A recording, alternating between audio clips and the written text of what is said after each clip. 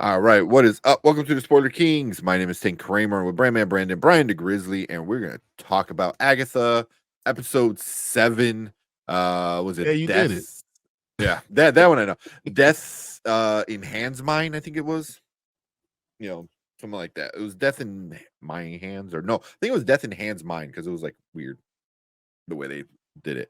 But this is the everyone's calling this one the penultimate. Technically, it's not, but the next two episodes drop together. So if you want to count those as like one big episode, I get it. But technically, there's still one more week with two more episodes. It's Death's hand in mine. Death's hand in mine. And then you grabbing Death and you're walking along with Death. Yeah. Yeah. So yeah, another trial. We got who is it? Was it Lilia, right? I think is her name. Yeah. Lilia, yeah. Yeah, Lilia. Pretty much her trial. But what do you think about this episode, Brandon? I liked that. I liked how it shifted focus to Lilia. I kind of like. It's almost becoming my favorite thing about this show, how they're kind of shifting focus from episode to episode. Didn't expect Lilia to be the focus of this one, or her kind of being the protagonist of sorts. I think they're handling the ensemble aspect in that regard pretty well. I thought Patty LuPone was really, really awesome. This is the first episode where she really, really stood out acting wise to me. Because she got more to chew, which was awesome. Do you think that was on purpose? Yeah. That they had her say stuff, but you didn't really want to notice her until this episode? Until this episode, because then you can start seeing she did say that. That did happen. And we just kind of she's kooky, whatever. Yeah. And not realizing what was really going on. Yeah. That's kind of what I appreciated the most about this particular episode. Kind of like how they're kind of playing around with like the some of the characters dressing up as different witches. Like we got Billy as Maleficent and Agatha as the Wicked Witch. I got a kick out of that. I thought that was fun. Yeah, even hers like, oh, I'm the character was based off of me. That was fun. Funny because it's not based off her, but the person she loves, which is awesome too. Yeah. Yeah. Yeah. And it hooks you in the sense that by the end of each episode, I kind of find myself having questions as to what happens next, which I think in a show like this is probably the best thing that you can do. While maintaining your interest. So I'm really liking this show. It's an unexpected surprise, because I didn't know what to think when they first announced it. Yeah, and it's really just delivering. It's delivering more than I expected in that regard. Yeah. I was a horror geek. Appreciate you coming in. Said I can see why this is the most of the cast's favorite episode. Yeah, I think pretty much almost all of them said this is their favorite. They got to cosplay. They got to cosplay. Although it took me a while to figure out who Jen was. I'm like, is she Gandalf? I'm like, who is she? The old witch from Snow White. The evil witch. She's the evil witch hag. Yeah, the one from Snow White. They handed her the apple. Yeah, looks exactly like it. Not even what? Yes, she did. With the warts and everything, she looked exactly like her. That's the first thing I thought was Snow White. Immediately. Did you that? That's why I'm like, where's she? I'm like you don't think about all the evil witches? Yeah. Yeah, well, yeah. I mean, but when I think of the evil witch, I don't think of the hag. I think of like, the evil witch at the beginning of the film. You know what I mean?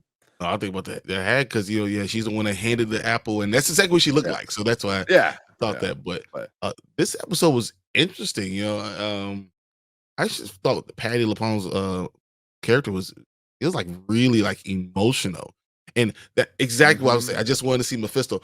I thought that she was going to be Mephisto. Yeah, that was a good theory. That because that's why you wrote the sigil on it, and it was just to give him time. Give Teen or whatever you want to call Billy or William, whatever time. But I thought that even the Billy or William, who am I? was an interesting question, but we never really revisited that because we stayed with Lilia, and then I thought it was just beautiful too, and the concept that you're running through time, giving like memento or like feels, because you're going from one spot to the next spot to the next thing, and you're starting to realize jumping through time. It's like my favorite Star Trek episode. It's like the last one for season 7, like when you're jumping from this time to this time period to this time period, and you start to have to put this puzzle together to figure out what's going on, and then you realize all three of us can be at the same spot. We're all trying to figure out time is not linear, and she totally said that, and I thought that was a really cool concept to bring into a TV show right now. They really explained a lot of stuff. They talked about a lot of stuff that we're going to have to revisit in episode 8. I'm pretty sure, because. She asked all the questions that we asked. Where's Aubrey Plaza? Where is she? Rio. Rio is just nowhere to be known. Oh, yeah, Rio is death. Where's Rio? And then they show her as death and show her coming to her as that. And I thought that was amazing. The way they did it just looked so cool. And when I think back about that, they spent less money on this than any other Disney Plus. What the hell did they spend money on then? Because this looked amazing. And look, it was just it was a good story. They played it well. I don't know how they shot it, but it looked so good. And I think it was my favorite episode I've had of the season so far. Yeah. This man. This was, I think, my favorite episode, because right off the bat, it starts with them falling, or her falling, with the outfit, and then it literally like it bounces between all these times, and the episode didn't feel rushed, but it was well paced, where you just feel like you're being like pushed along, because like, you're almost not kind of confused how she's confused, because everything's happening so quick, and then by the end of the episode, you're just like, oh wow, like that was such a satisfying conclusion to her trial, and I thought this episode might be one of the better written Disney Plus Marvel shows out there. Episodes, at least episode wise. Like, because it made sense why everything that happened before, it made sense. It makes sense for the character, for the situation, what they're going on, everything. And I'm like, the way this episode was like up there with some of the best ones, and it makes sense because WandaVision is one of the best shows, if not the best. And it's the same writer and showrunner, so they knew what to do. Which one? Loki's better. Loki is the best. Give me Jonathan Majors at the end, man. But even like but even like that, I love how like again, we have another show that dealt with time skips and stuff like that. I mean, there's other things that I really liked in this episode. I mean, I say when was it Sashir? What's her name? Was Jennifer's character? Whatever. Yeah. Jennifer. That's Jennifer Kale. Yes, I think her name is Sashir. But her seeing her stay in, that each one had their own names when they're putting like, who are you? What characters are you playing when you did the tarot reading? I thought that was really cool. The tarot readings between that for the cast members, and even with Wanda, they're saying like she's this awful person, and let's say it was just the opposite. So she's really not what you think she is. And I thought that was all that was really cool. And once again, it's going to have to be revisited. Yeah, they're gonna definitely touch in a lot of the stuff, because like you said, a lot of it was quick and fast, and I love how it was also quick and fast because of the situation they were in. You know what I mean? Like literally, the ceiling of swords were falling down on them, so like they couldn't sit there and mess around for too long. Horgy said, Jen, the path forward, the high priestess. The high priestess, that's what it was. Is the high priestess, and going forward, they have to follow you. I thought that was something that was interesting, and then the 3 swords through the heart. That's something that we're going to revisit, and then what was it? The Knights of Wands. Wanda. I didn't even think about that. The 3 Pentacles. and then what was the first one? The Queen of Cups was Lilia. So I thought that's going to go back and really see that.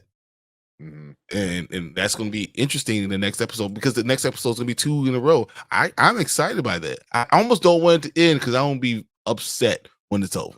I think their storytelling is doing much better than it is done in any other show.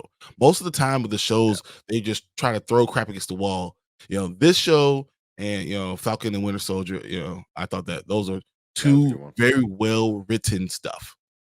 I enjoyed the way they wrote it. Loki, I just enjoyed Jonathan Majors at the end. I enjoyed the cool awesome things I saw. He Who Remains is just always going to be there in my heart. Honestly, like I thought that was awesome. But even him being the god of stories in this one, with Victor Timely, like I thought that was good, but it matched the movies. It matched what's going on and all that. This is a totally different animal. It's just different. That's right. When she calls you a coward, hit the deck. Oh yeah, it gives me hope that she still may be alive. Yeah, I think Rio is still alive.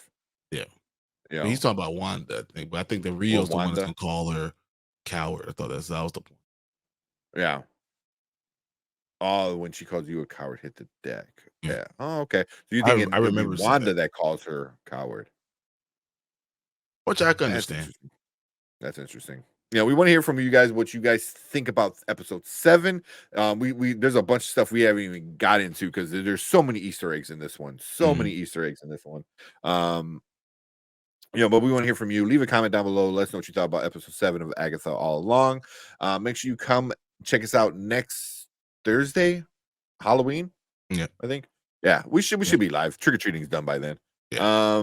So come check us out, and then we're gonna be obviously talking Agatha All Along and see how that all ends. So make sure you hit that like button, hit that subscribe button, and come and join us. But if you are watching live, stick around because we're gonna get into those comments you guys are putting in there.